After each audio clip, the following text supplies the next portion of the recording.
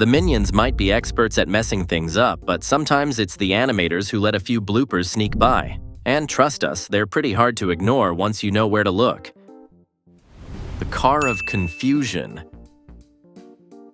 The Minions ride with the crime family seems normal at first, but this one short scene is hiding a bunch of mistakes. It starts when a colorful hippie van pulls over to pick up a hitchhiker. For a quick second, the license plate is visible, D6413. Looks fine until a completely different car shows up. This time it's an old lady driving. She's deaf, blind, and still somehow behind the wheel. But here's the weird part. Her car has the exact same license plate, D6413. They are two totally different cars, one license plate. That's not just strange, it's impossible. But that's not all. We see Bob has his teddy bear, Tim, safely packed in a small lunchbox sitting right next to him. It's clear as day. But then, just a few seconds later, the lunchbox is gone. No one touches it. It doesn't fall. It doesn't move. It just disappears like it was never there. And what's odd is that Bob doesn't react at all.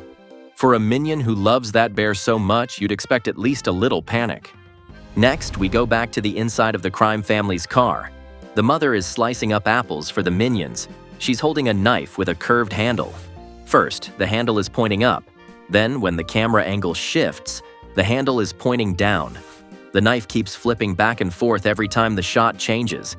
It's a small thing, but once you notice it, it's hard to ignore. All of this happens in just one scene. A reused plate number, a disappearing lunchbox, and a knife that can't sit still. It's like the animators were in a rush, or maybe they thought no one would notice. But these tiny errors are there, just waiting to be spotted. Switching walls and vanishing furniture. When Lucy takes Agnes and Edith to their new karate class, things already feel a bit strange. The so-called karate master clearly has no clue what he's doing, but the real mistake is hiding right behind him. As he pressures Agnes to say her name, we get a look at the wall behind him. There's a bright, bold poster showing martial arts values. Something like focus, strength, discipline. Fits the scene, right? But then the camera cuts to Agnes for a moment, and when it flips back to the instructor, the wall behind him has completely changed. The martial arts poster is gone. Now it's showing something called Samurai Sam, the Katana Kid. The vibe is totally different. 1 second, it's a serious dojo. Next, it looks like a kid's movie marathon. Same spot, different poster. No one touches it. No one swaps it out. It just switches. Later, we head to Lucy's new job. On her first day, she's doing what she does best, getting things in perfect order. While she's tidying up the salon, there's a framed picture hanging on the wall behind her. It's part of the decor. Clean, simple, and by itself. Nothing under it. But that doesn't last long. As Lucy's boss explains the next client, the scene cuts and then shows the same wall again. Only now, a full set of drawers has appeared under the picture. And right next to it, a plant stand with a leafy decoration. It's like the wall got a makeover in a split second. No one dragged furniture in. No one moved anything. These new items just show up. Same frame and the same spot, but now completely different surroundings. Both of these scenes fly by quickly. Most people would miss them. But when you do notice, it kind of breaks the flow. Like the background itself forgot what it was supposed to look like. Gru's timeline makes no sense. Gru's life story looks smooth on the surface, but once you start lining up the dates, everything starts to break apart. In the first Despicable Me movie, things make sense. Gru's file says he was born in 1960. Then we see him as a 9-year-old watching the moon landing in 1969. So far, so good. But jump to Minions, the rise of Gru, and suddenly, he's 11 years old in 1976. That math doesn't work. If he was born in 1960, he should be 16 by then, not 11. And it gets even stranger.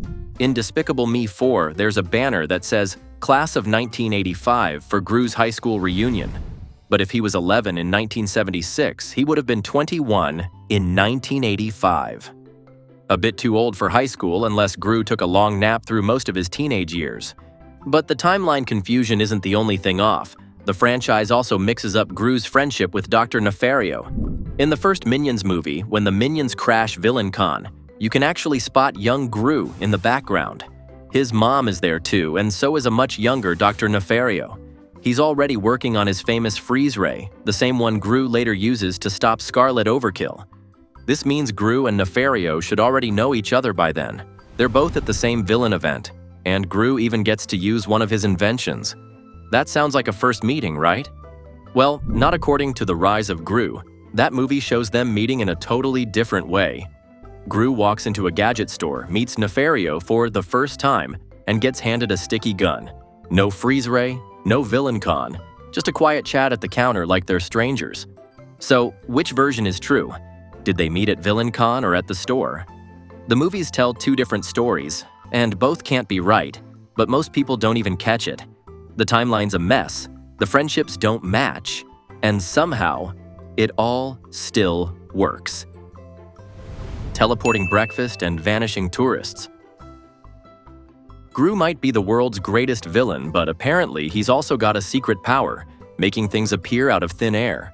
At the start of the very first movie, Gru steps out of his car and heads toward his house. His hands? Completely empty. No bags, no snacks, nothing. He even stops to talk to his neighbor without ever turning back to the car. But then the next scene cuts to inside his house, and suddenly, there it is. A fresh cup of coffee and a tasty little pastry sitting neatly on his table. Did he sneak them past the camera?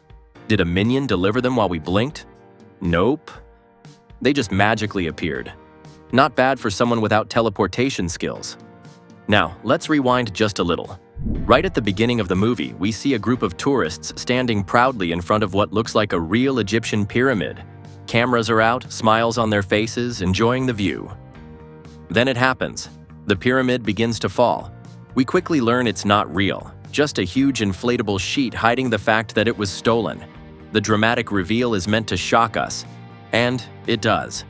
But something's missing. The tourists. A second ago, they were right there in front of it. Now, during the fall, gone.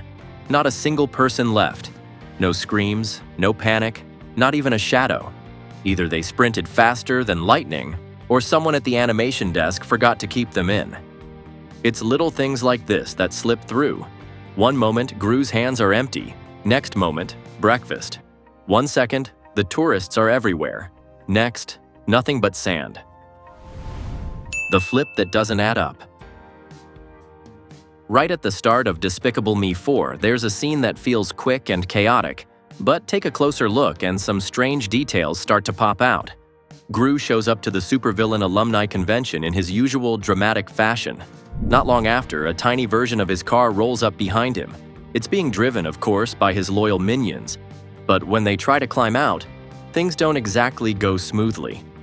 The car flips and two minions end up stuck inside, legs flailing. One of them is clearly facing Gru. You can tell by the direction of his feet and the G logo right on the front of his overalls. Then, the camera cuts to Gru for a second. No big deal. But when it flips back to the minion, now he's suddenly facing the other way. The symbol is gone. His feet are pointing backward, all without him moving an inch. It's like he spun around off screen without anyone noticing or even reacting. And that's not the only problem. Look behind them. In the first shot, the flipped-over minion car is blocking the entire back end of Gru's bigger car. You can't see the tires. You can't even see the bumper. Just a tiny car crash sitting in the way. But once the camera cuts to Gru and then back again, something changes. The minions and their car are still stuck, but now they've magically shifted over to the side. Suddenly, the back of Gru's car is in full view. You can even see both rear wheels clearly. The minions didn't push it. No one moved it. It just sort of slid out of the way. In a blink, we go from a blocked view to a clear one, and a minion who couldn't move somehow turned around. It's easy to miss, especially with all the action going on. But once you spot it, the whole scene feels a little off. Like reality skipped a beat and hoped nobody would say anything. Time travel stove and the vanishing safety bar. Some mistakes show up once and disappear, but others just keep coming back, like this one that sneaks through more than one Despicable Me movie. And at this point, fans are starting to think maybe it's not a mistake at all. Maybe the animators are playing with us. In the very first film, there's a short moment when Gru brings the girls into his house for the first time. While they're walking through, take a quick look at the stove in the background. The clock on it reads 12:10. It seems normal. Then, just a few seconds later, it changes to 12:11, like time is passing naturally. A tiny detail, but it's actually a nice touch of realism. But wait, suddenly the shot changes again, and boom, we're back at 12:10. Did we rewind time? Or is this just one of those blink and you miss it mistakes? That's not the only strange moment in the movie. When Gru takes the girls to the amusement park, there's a scene where he joins them on the roller coaster. As the ride starts, you can clearly see the safety bar coming down over his lap, holding him in place. But here's the weird part. Once the ride ends and Gru stands up, the bar is just gone, completely missing. No bar, no straps, nothing. So how did he stay in his seat the whole time? Magic? Super glue? Or maybe, again, the animators just hoped no one would catch it. Whether it's a clock that won't stay at the right time or a safety bar that disappears into thin air, these tiny bloopers keep stacking up. They may not ruin the movie, but they definitely make you wonder what else is hiding in plain sight. And just like that, we've reached the end of another animation deep dive. Who knew so many tiny mistakes could sneak past us? See you next time, because we're coming back with more secrets soon from the movies you thought you knew.